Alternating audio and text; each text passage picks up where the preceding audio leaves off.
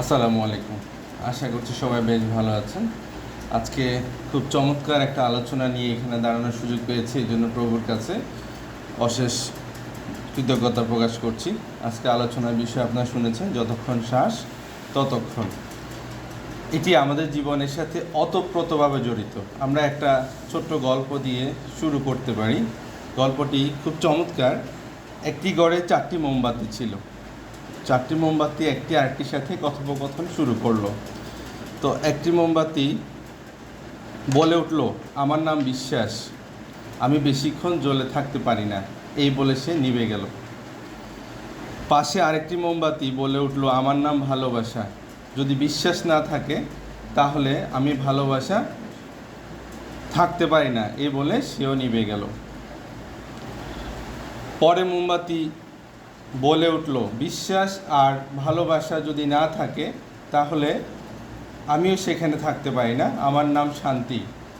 বিশ্বাস আর ভালোবাসা যদি না থাকে তাহলে শান্তি সেখানে থাকতে পারে না। কিছুক্ষণ পরে একটি শিশু সেই ঘরে প্রবেশ করে জিজ্ঞাসা করলো, কে কোথায় আছেন? হ্যাঁ, তখন যে মোমবাতিটা অবশিষ্ট, চতুর্থ মোমবাতিটা ওখানে রয়ে গেল। সে বলে উঠল, আমি এখনও জ্বলে আছি, তুমি আমাকে দিয়ে বাকিদেরকে জ্বালিয়ে নিতে পারো। আমার নাম হচ্ছে আশা। আশা দিয়ে আমরা বেঁচে থাকি। আসলে আশার নামই হচ্ছে জীবন। গত 32 বছর কোয়ান্টাম ফাউন্ডেশন ব্যক্তি জীবন, পারিবারিক জীবন, সামাজিক জীবন এবং রাষ্ট্রীয় জীবনের এই আশাবাদের কথা বলে আসছেন। কোয়ান্টামে আমরা বলি, জীবনে যারই উত্থান ঘটেছে সব নিচে থেকে উপরে উঠে এসেছে। বর্তমান অবস্থা যাই হোক, আমরা উত্থানে ঘটবই। আসুন আমরা বলি, অসুস্থতা কথা কম বলি। আমরা সবসময় বলি, আমি সুস্থ হব, আমি দীর্ঘজীবী হব। জীবনের সর্বক্ষেত্রে আশাবাদকে ব্যক্ত করব আমরা। পৃথিবীর সবচেয়ে বড় শক্তি হচ্ছে আমাদের আশাবাদের শক্তি, ইতিবাচকতার শক্তি। জীবন আর আশা সামর্থক জীবনে আছে, তার মনের আশা হারিয়ে যায়নি। তো আমরা আরেকটা ছোট্ট গল্প দিয়ে আমরা দেখতে পারি যে আমাদের প্রত্যয় যদি স্ট্রং হয়, আশা যদি স্ট্রং হয়, তাহলে আমরা জীবনে কখনো হেরে যেতে পারি না। ভারতের এক নারী ভলিবল খেলোয়াড় ট্রেনে যাচ্ছিলেন একা। ছিনতাইকারী কবলে পড়লেন। ছিনতাইকারী চেষ্টা করছেন তার গলা থেকে তার স্বর্ণ অলংকার নিয়ে যাওয়ার জন্য। তো যথা নিয়ম অনুযায়ী ভলিবল খেলোয়াড় অবশ্যই সে সাহসী হবে। তো সে তার সাহস দেখিয়ে তাদেরকে প্রতিহত করার চেষ্টা করলো।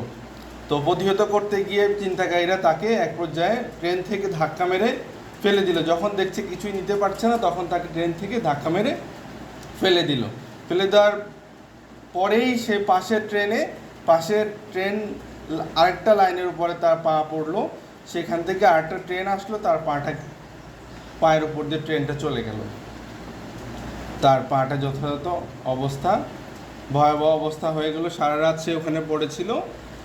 সকালে তাকে উদ্ধার করে হসপিটালে নেওয়া হলো। হসপিটাল থেকে তাকে ডাক্তার সিদ্ধান্ত দিল, এই পা রাখা যাবে না, কেটে ফেলতে হবে। তো এবার এক পর্যায়ে পা কেটে ফেলো। দীর্ঘদিন হসপিটালে ছিল। হসপিটালে থাকার পরে তার মনে প্রত্যয় আসলো, এভাবে আমাকে পড়ে থাকলে হবে না, আমাকে জেগে উঠতে হবে। আমি এমন কিছু করতে হবে যাতে অন্যের অনুপ্রেরণার মাধ্যম হয়ে যায় আমি। তখন সে প্রত্যয় করলো, আমি এভারেস্ট জয় করব। ডক্টরকে সে বলল, আমি এভারেস্ট জয় করব। ডক্টর তখন কথাটা শুনে বলল যে, আপনি যদি হসপিটালে এই অবস্থায় থেকে একটি পা চলে গেছে, তাও আপনার চিন্তা করেছেন যে আপনি এভারেস্ট জয় করবেন, তার মানে আপনার পক্ষে সম্ভব, আপনি পারবেন। এখন শুধু বাকিটা আপনি সরাসরি গিয়ে কাজ করে মানুষকে দেখানো। ঠিক আছে? তো এইভাবে সে শুরু করলো তার ব্যক্তি জীবনের এবং চেষ্টা এবং প্রত্যয় নিয়ে সে জীবনে জয় হওয়ার জন্য। এক পর্যায়ে সে কী করলো, ট্রেনিং শুরু করলো বিভিন্ন মাধ্যমে, পরিবারের সহায়তা নিয়ে।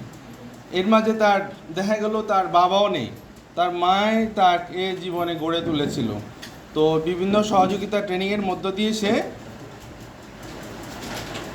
এভারেস্ট জয় করলো 12ই মে 2013 সালে। সেই পঙ্গু মেয়ে কীভাবে বিভিন্ন ট্রেনিংয়ের মধ্য দিয়ে এবং তার আত্মপ্রত্যয়ের মধ্য দিয়ে তার এক্সট্রা একটা পা লাগিয়েছিল, সেই পাটা লাগানোর পরে সে বিভিন্ন প্রচেষ্টা করে সে কী হয়েছে, জয় হয়েছে, এভারেস্ট জয় করেছে। চেষ্টা করতে করতে এক পর্যায়ে সে মহাদেশের সর্বোচ্চ 7টি শৃঙ্গ জয় করেছেন।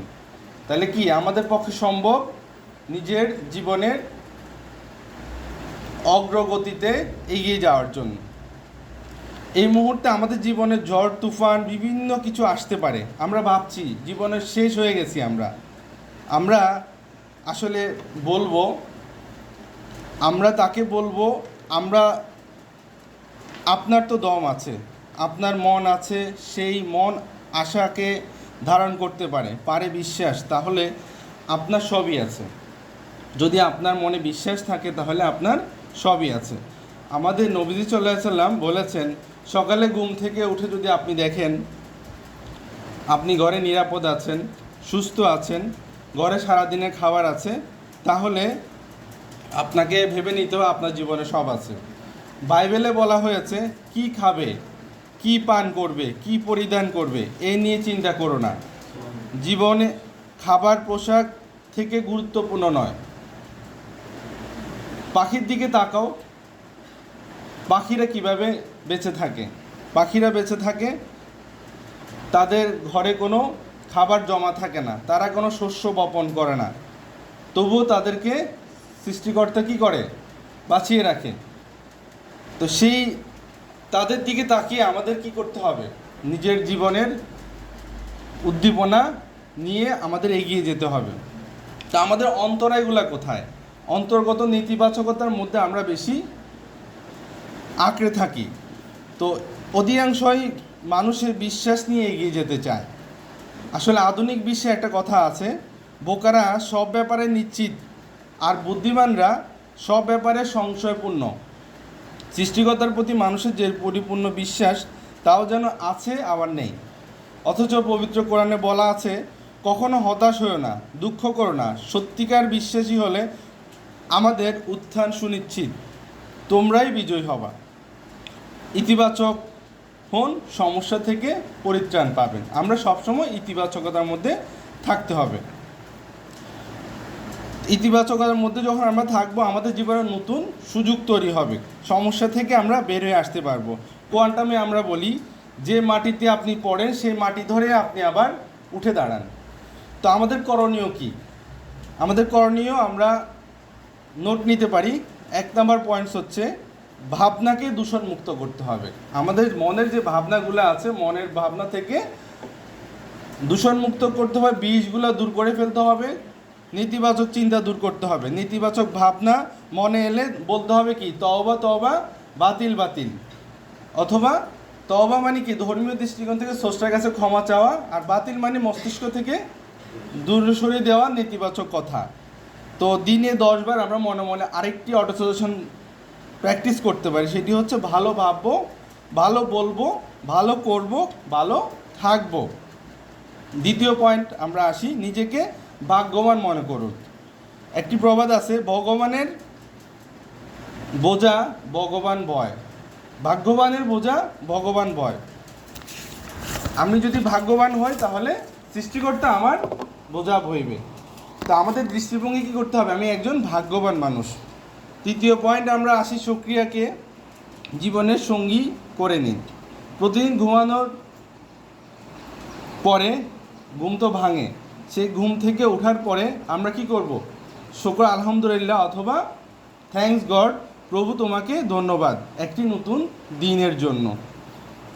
সক্রিয়া করে আমরা দিন শুরু করতে পারি, আর দিনের প্রতিটি মুহূর্তে প্রতিটি কাজকে আমরা সক্রিয়া দিয়ে শেষ করতে পারি। তারপরে আমরা কি করব, মেডিটেশন চর্চা করব।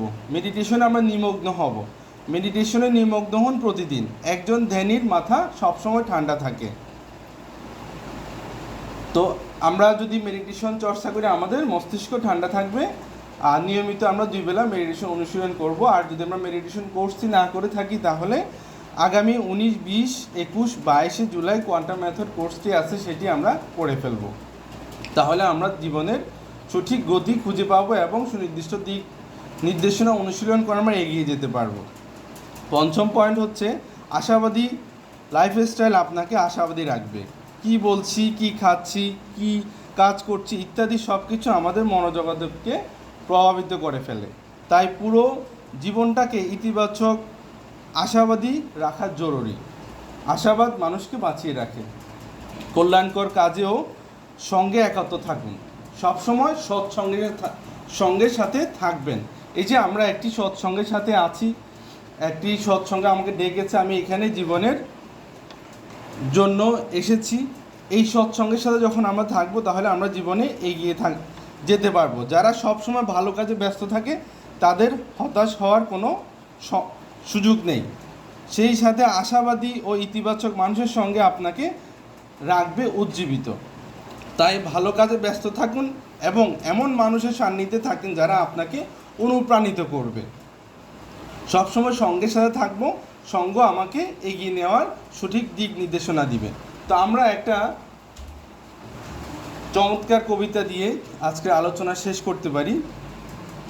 জাতীয় কবি কাজী নজরুল ইসলামের বিশ্বাস ও আশা এই কবিতার 4টি লাইন নিয়ে।